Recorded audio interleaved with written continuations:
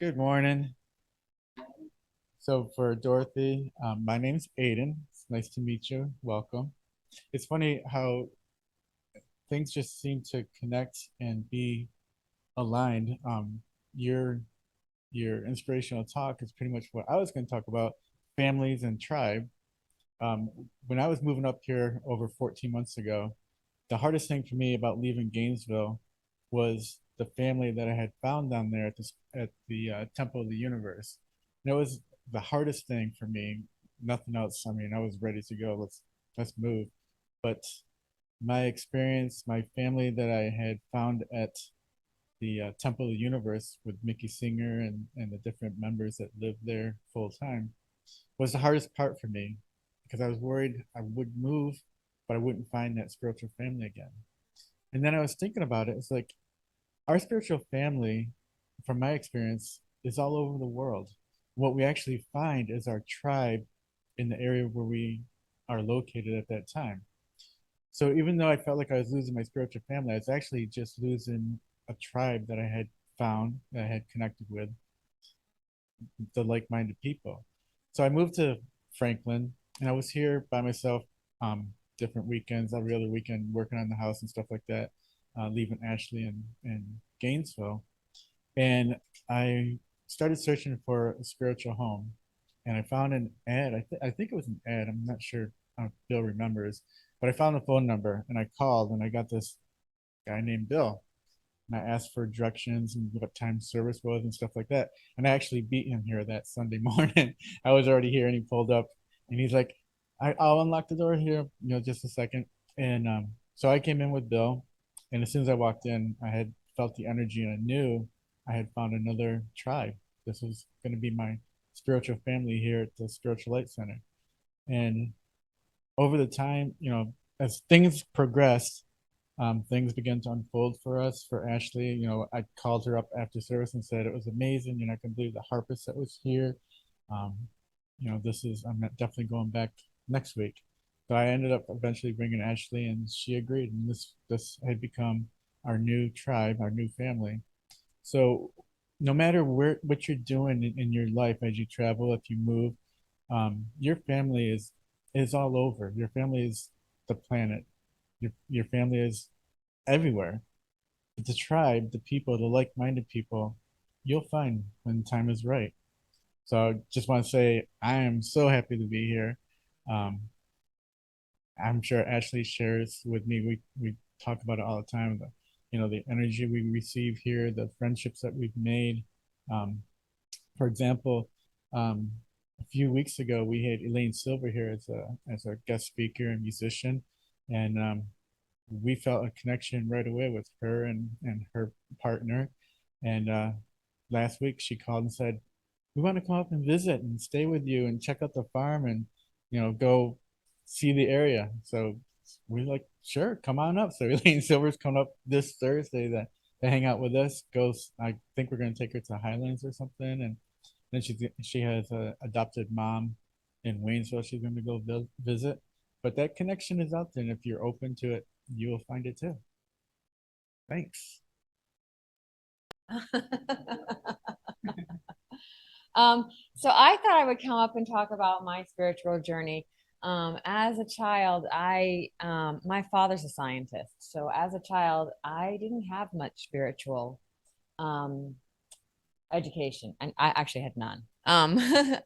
We did not go to church, um, and I mean, my father just he's a scientist, so he believes in science and not and any sort of spirituality. And my mother, I don't think she received much spiritual education as a child either. So I kind of felt like a little bit adrift, and I would tell people I'm a nothing. Like I have nothing. I don't have a if people ask me, or what do you practice, and I went to summer camp, and they prayed in the evening and stuff, and I was like, this is interesting. And I did feel a little bit on the outskirts, because I didn't know the Lord's Prayer or whatever. And it was an interesting situation. And then I grew up and I started like searching, searching for what would be my path, like what can I learn. And I dabbled a little bit in, like, Buddhism. I dabbled a little bit in, like, becoming a witch. I dabbled a little bit in, all sorts of different things. And then I found yoga.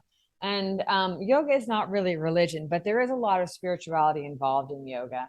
And I definitely had some very spiritual experiences. Um, the I say most profound one was, I was lying down, after a class you do shavasana, where you lay down, and it's kind of like a lying down meditation. And I realized that, all there is love. Like, all around us is love. That's what we're searching for when we're young, and that we can connect with each other with that love. All If you present yourself with love, towards the world, you can give back, but also receive that love. And that was, I just remember feeling like almost a buoying up of myself. And then, of course, you leave and you go around your every day and you forget, and I think that's the thing that we all are learning here, is that, a spiritual practice can evolve and change, and that we can always learn something. And that, for me, like, it is always changing. There's always something new to learn, and it takes practice for me also. It's like you can forget to come and listen to other people. You can forget to practice your own spirituality, and then you kind of feel like you're, for me, I feel a little lost, like there's something missing. And then you have, okay, I need to go back to my practice. Like, for me, it's a meditation, you know um readings, things, reading books or whatever, coming here, hearing other speakers. I always find something to pull from the speakers, to help me grow. And I guess that's all I have to say. So, anybody else? Oh, I'm Bill. How are y'all? Yeah, you're more than welcome. And my last name is Groves.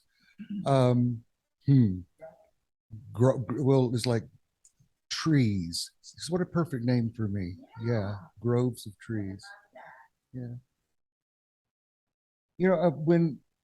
When I grew up, I was raised in the Church of Christ by my grandmother, and I got nothing, absolutely zero out of it.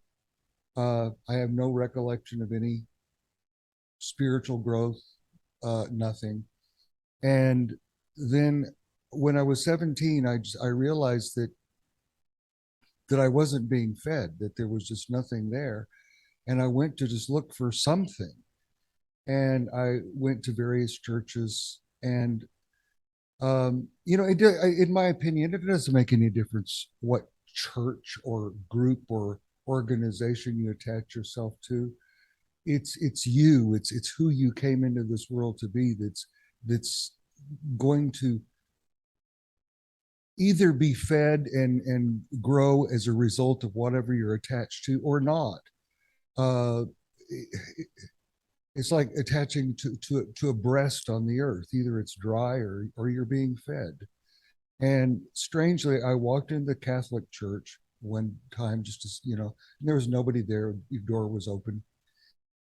And when I walked in, I felt this sudden presence. That's all I could call it, was a presence. And it was beautiful. Uh, and I decided, okay, I'll check this out. So I went and talked to the priest. And he was like, well, maybe we'll check it out. Keep coming, see if you want to be one. But he was very inviting, very pleasant. And long story short, I started going to the Catholic Church. And it didn't seem to matter where I was. I just had this awareness of a presence of a divine spirit with me.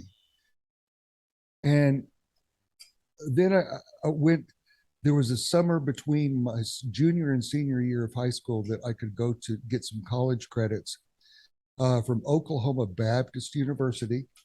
And I went, and I had a roommate who was an atheist. And he and I were very attracted to each other. So it was very interesting that there's a tremendous tension there that was just electric. But that's all it was. So one night, I decided I was going to convert his little atheist butt and make him into some kind of a religious or believing creature. So he sat up in the bathroom all night long on the tile floor, and in the end, I was an atheist. And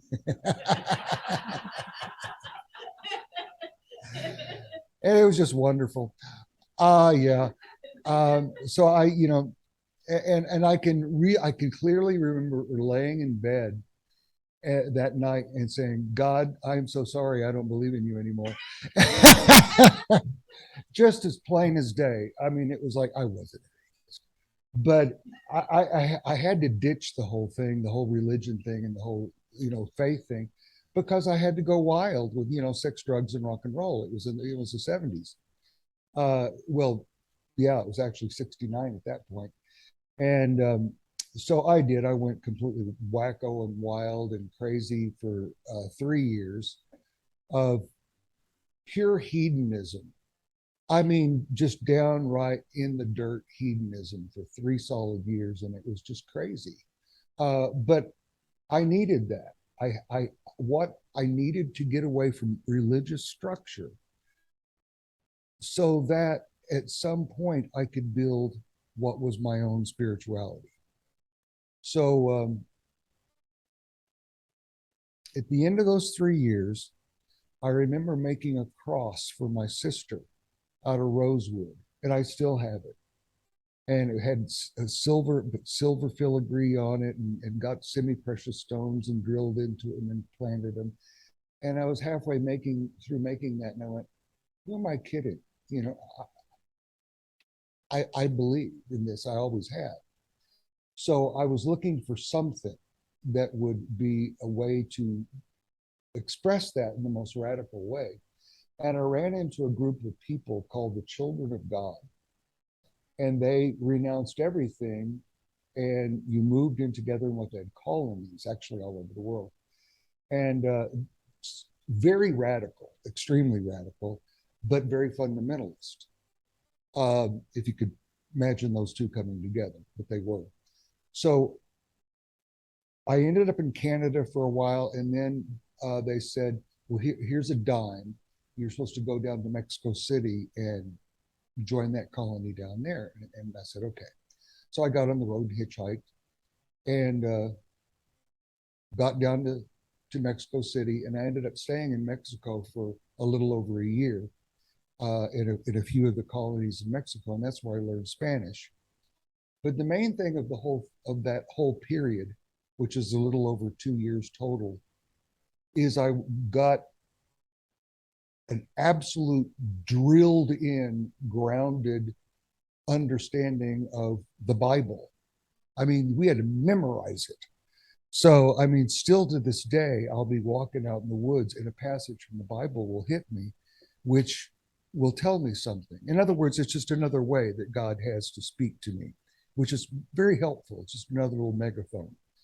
I don't look at the Bible quite the same way as I did, but it doesn't matter. So anyway, I realized that they were psycho after about a year, 2 years actually, and I just packed my pesos and boogied out of there. And I was still thinking, I want to do what is the most powerful thing I could do. And the only thing I had in my bag of tricks was Catholicism at the time. So I ended up calling the vocation director, and long story short, I ended up being a priest in Colorado for 10 years. And I was a lousy priest, actually. I mean, the people loved me. I loved them. I loved everything about it, but I really wasn't a Catholic. I was just very spiritual. And I tried to apply that to Catholicism, but after 10 years, it didn't work. I was aware that I was moving in another direction. Make it real short, I ended up leaving, going into drug and alcohol counseling for 25 years. And during that time, that deep spirituality became more grounded in personal growth, helping other people to recognize their issues. It had no issue of religion whatsoever. So I was able to escape religion during that 25 years and develop a sense of spiritual growth based on who we are as human beings, walking a path with all of our weaknesses, all of our warts, and all of our issues, and the recognition that God loves us fully and completely and unconditionally. And I loved it. I was a chaplain during that time, then went into 10 years of private practice with people. But my own spirituality at that point was completely set free.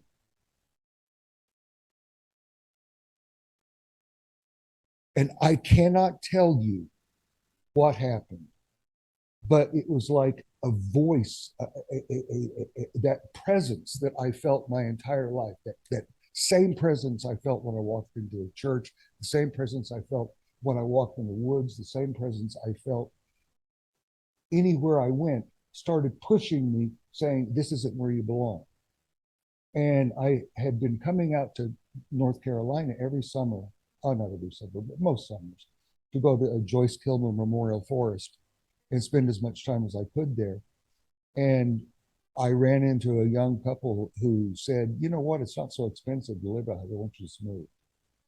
And I became so obsessed, I couldn't sleep for 4 days and 4 nights after I got home. All I could do was look at real estate. And I moved out here having a plan, had transferred, it was really hard to do, transferred my drug and alcohol counselor license to North Carolina, had a job promised to me. And I was set.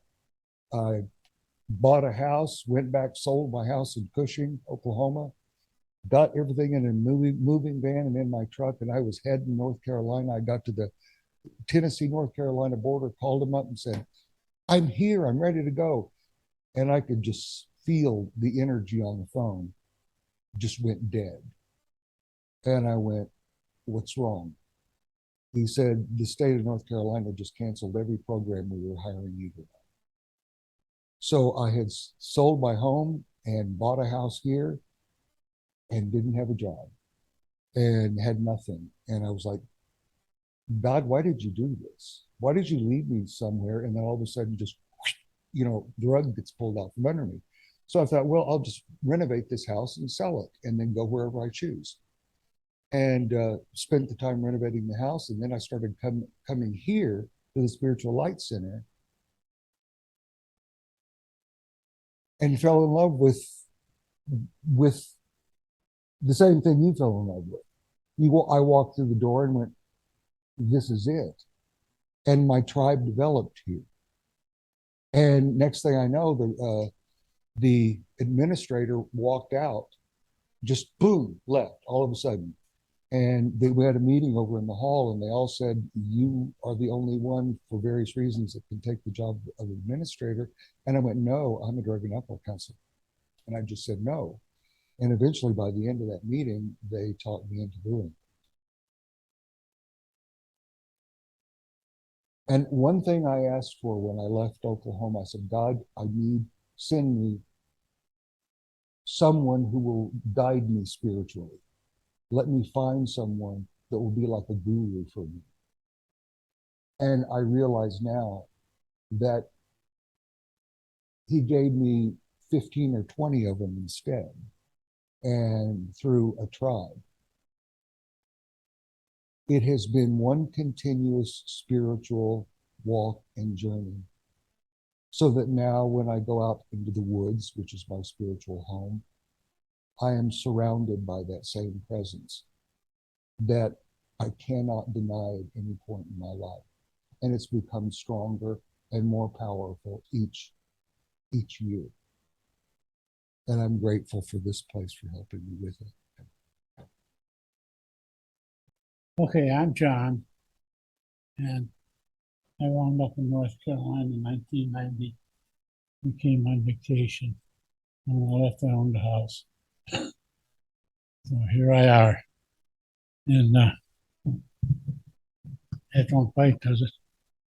Okay. Anyhow, the first 17 years of my life, I spent in isolation. I didn't have friends. I didn't talk to anybody. My mother made my life miserable. One day I was in town and my buddy come up and he says, Jim, I'm going in the service one day. I said, why are you doing that? He said, I just feel like I oughta. He said, go with me. I said, okay.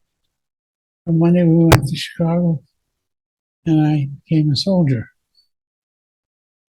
And I did basic training in Fort Lewis, Washington. And I was just alone. I was me. We finished basic training and everybody shipped out and disappeared except 10 of us. And the 10 of us sat there for the longest time. And they needed the company, so they moved us to some empty barracks. We were living in a barracks that was 100 people, and there's 10 of us living in there. And we went to the PX or something one night, and we're walking back to our facility, and everybody's walking, and I walked off in a different direction. And my mind was going a mile a minute. And finally I turned around and went back to the barracks. I sat down on my bunk. Buddy is sitting on his across from me. And he said, what happened to you? I said, I just, I got the feeling homesick or something. I said, but I learned something. And he said, what did you learn? I said, I got to thinking, eventually the 10 of us are going to ship out. And I said, I'm going to get to a place and my life is going to depend on you guys. And maybe some of your lives might depend on me. He said, so I'm not alone, am I? He said, no, you're not. He said, you're part of a group, John. And that sort of amazed me. Well, I shipped out. We landed on Luzon Island. And the truck picked us up, took us out someplace. Big empty field with tents up all around it. And had a formation, and they said, watch the bulletin board, your name should come up on it eventually. So we checked it. And sure as hell, my first night there, I'm on sentry duty. So 4 o'clock I reported over for sentry duty. And I never told this story to very many people. But I reported for sentry duty. And Sergeant handed me a carbine and 3 clips, which is 45 rounds of ammunition. And I started looking at that carbine, and I was crying. My friend come up, he said, are you scared? I said, I'm not scared. He said, why are you crying? And I said, this is that damn thing. He said, what's the matter with it?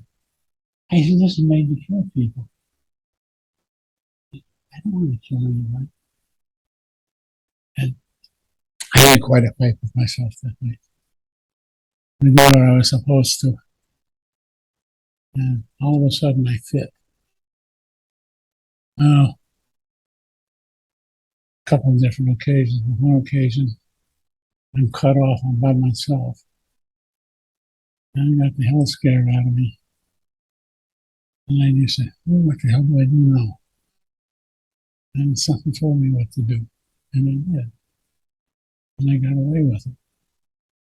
And the next time, I was with I don't know, about 10 other guys. And all of a sudden I'm alone again. And I went through the same thing. And now what the hell do I do?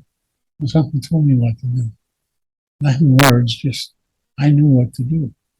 And I did it. And I walked away. And somehow I've never been able to see who, what, or why. But every time I'm in a tight spot, there's a presence right here. And I have tried thousands of times to see what it is. And when I turn, it just turns with me, and I don't get to see it. But it has taken me out of more scrapes, brought me back home safe. I spent one stint in the hospital in Japan. But Japan inspired me. And I still swear to this day I believe in reincarnation. And I swear I was a samurai warrior one time. And when I first got there, I reported to the commanding officer. He said, "You just here because you're going home?" I said, "Yeah." He said, "Well," he said, "you got two choices.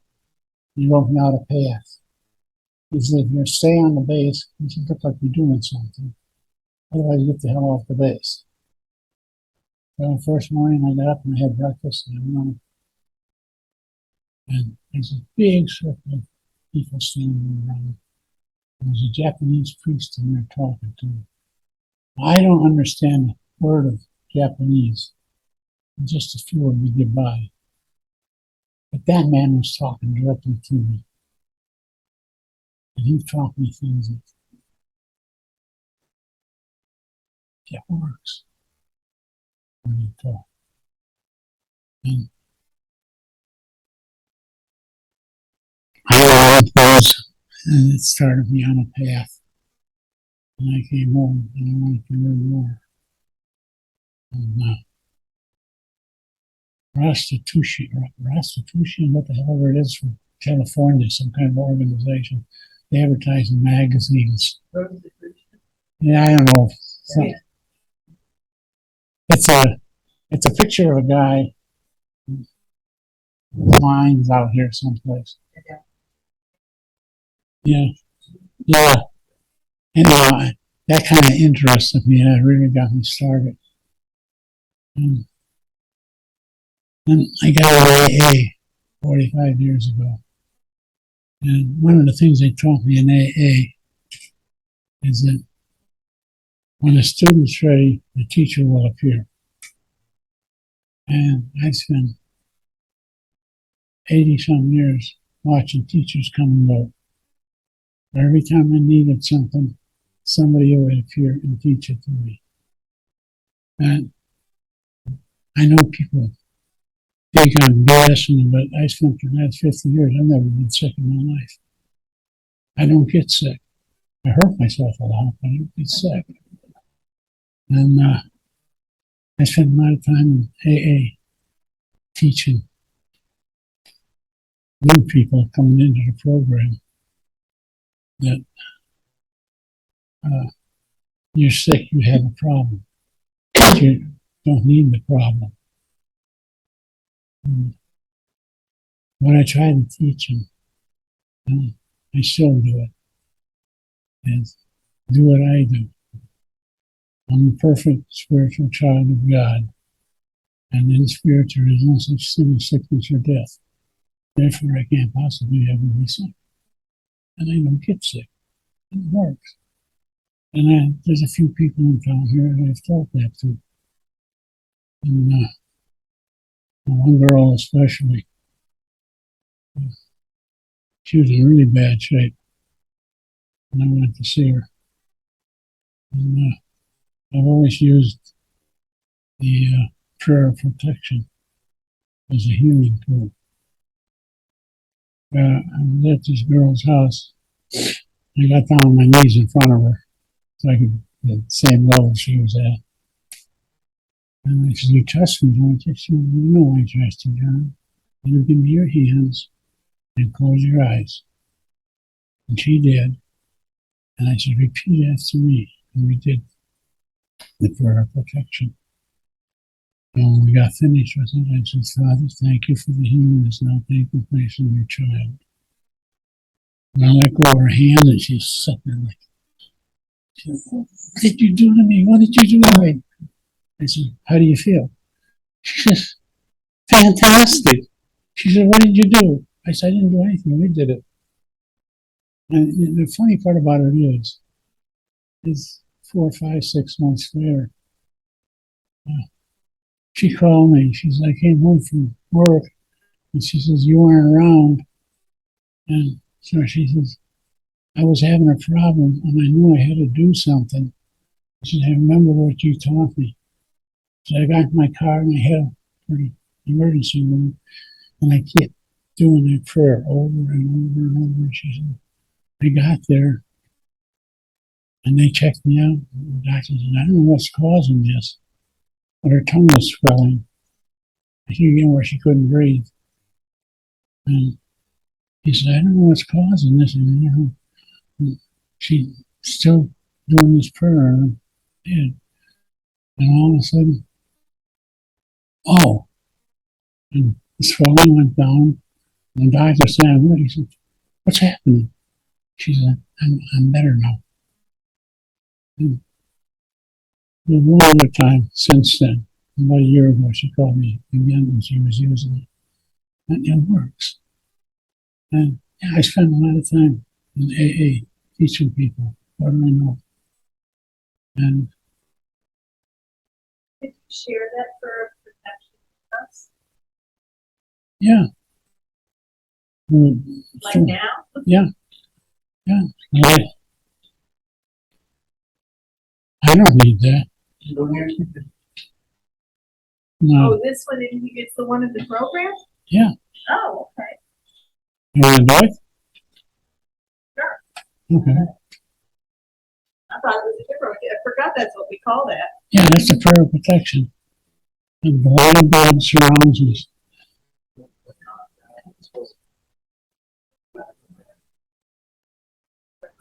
And watches over us. Wherever we are, God is, and all is well. And so it is. And I've done that with people, and they forgot they were sick and walked away. And like I said last Sunday, I said, nobody asked me. I thought, my 94 years on this planet, I learned one thing. And I said, when I was coming up here, I said, I can do any damn thing I want to do. Because Spirit guides me.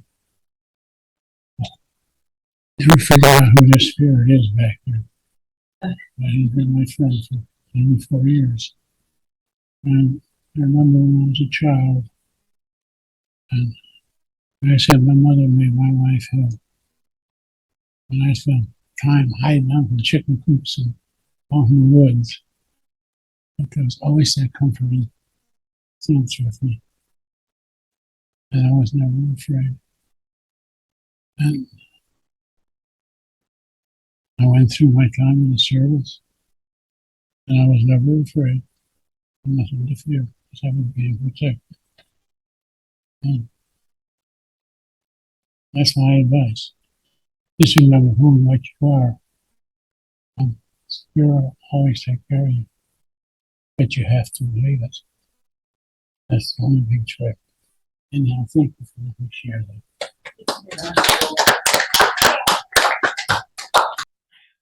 I'm Rhonda. Hi, Bill. Hi, Rhonda. Hey, John, that was awesome. So I used to say I was baptized in the or christened in the Methodist Church, attended the Disciple of Christ Church and joined it, then attended a Presbyterian church, did not join it, was married in the Presbyterian church, joined the Unitarian Universalist Church in Franklin, left and came here. That's my that's my religious journey. Kind of hit all the bases. When I was a child, the town I grew up in had a Catholic church, a Lutheran church, a Baptist church, and if you weren't any of those, you went to the Disciples of Christ church, which is actually fairly liberal church. And we had an awesome minister, Reverend Wendell Pugh, P-E-W, just like you sit in, and his wife was our kindergarten teacher, and they were very loving people. One of the really cool things about it in the Sunday school, we had people from different religions come in and talk about their religions. When I was in like 4th or 5th grade, I'm being exposed to some Asian religions. So I really found that interesting. But what really, the part I think I spent a lot of time alone as a child because my brothers and sisters did not like me. So I read a lot and thought a lot. And one of the first things I wrote down in a journal I was keeping at that time was, it's not a mistake if I learned from it. At 13, I wrote that. And it was, I don't know where it came from, but it's not a mistake if I learned from it. At 16, we had moved to Florida. And well, actually at 14, we moved to Florida, and I'm a very shy person, or was very introverted. I had to walk to the bus stop, and I didn't know anybody. And I didn't see very well. So I was like, okay, I'm going to pick that small group of girls to walk up to and introduce myself. And one of them was Karen Newcomb, who became my best friend in high school and introduced me to science fiction, to Robert Heinlein and Stranger in a Strange Land, which was the second book I read by him because she lent that one to somebody else first. But it introduced me to the idea of energy permeating things, and that we could have an effect on that, and the power of love. But science fiction and science fantasy I found fascinating because of the exploration of various social structures and revolution, but especially creating a world in which this is the social structure, this is the rules, and this is how people react. So sociology, because I was not very well socialized in my family of origin, I think sociology became very interesting to me. How do people interrelate? How does that work anyway? Because it didn't really make sense to me, and it makes more sense to me now. Eventually, I found science fantasy and read all of the Anne McCaffrey's Dragon Riders of Pern series, which really expanded on the idea of consciousness in all beings. There was psychic communication between dragons and humans, and a bonding. So, yeah. I also, when I was in college, then met my best friend in college. We actually were in the same first class, 8 o'clock calculus. So Monday through Friday, that's where we met, in the very first class. And we hung out together with another group of people. But she had telepathic abilities and card reading, and introduced me to the idea of reincarnation, and really expanded my horizons as far as that goes. And so we got, I don't know, we would talk until we crashed every night for years. So, and of course she's gone now, darn it. So I'm on my own on that exploration. But you know, I've written some things in the president's message, which have put out there about my belief in the actual existence of dragons, which are, I think, 5th dimensional beings, which is why we don't actually see them much. And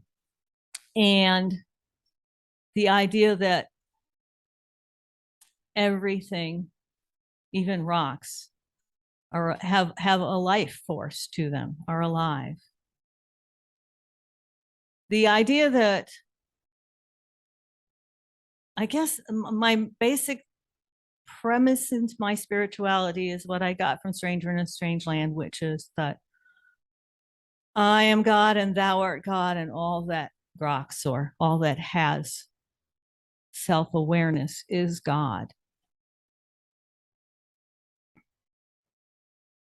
And there was something else I wanted to say, but I don't remember what it was. So I guess that was the important thing. Oh, I know. The mantra that came to me when we were meditating this morning. I love us, and we are beautiful. And that was me speaking to every cell in my body, because every cell in my body has an independent consciousness and works together to be me and to allow me to be in three-dimensional form. So I was reaffirming, they seem to like that idea of being recognized, because I go around my world feeling like, gosh, I'm in pain. Why are you hurting me? Instead of saying, I love you. Thank you for being me. And thank you for being us. So that was a little reminder for me today. Thank you. My name is Tom, and unlike Bill's experience, I always say my parents made the mistake of sending me to Catholic school.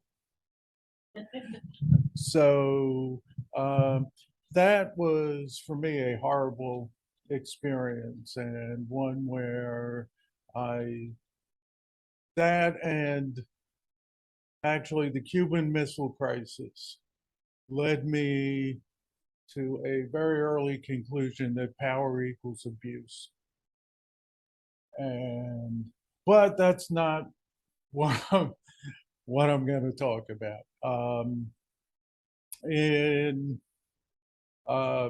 But Catholic Church or Catholic school rather, did precipitate my spiritual journey.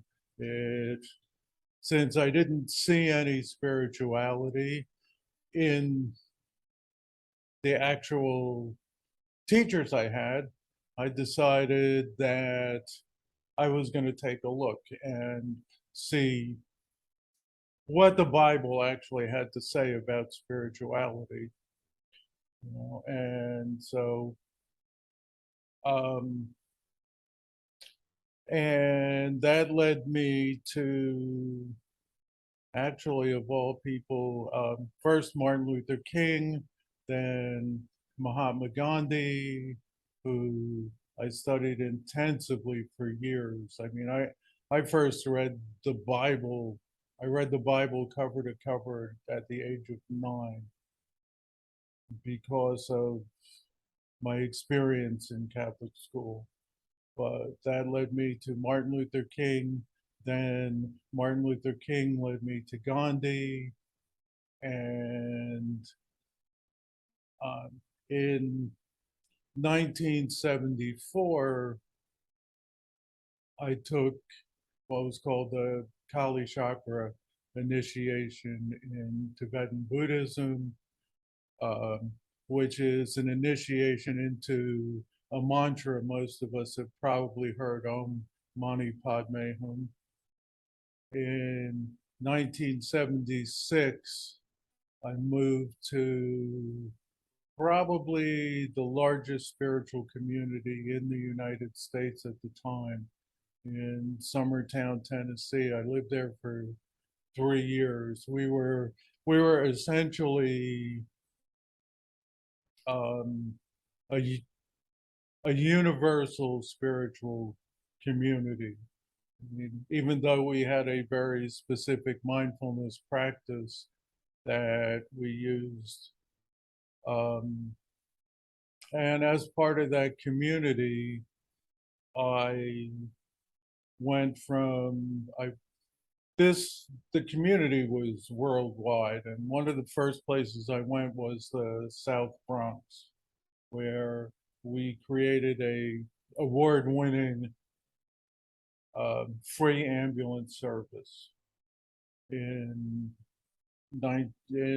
around 1977, and that that ambulance service, when we moved into the community at the indirect request of Jimmy Carter and Mother Teresa, that community had an average wait for an ambulance of 45 minutes, with waits of an hour and a half not being uncommon. We got that down to 7 minutes in our area, and we so embarrassed the city of New York that they revitalized they revitalized and reformed their entire ambulance, their entire emergency management system, and put ambulances in all the firehouses for the first time.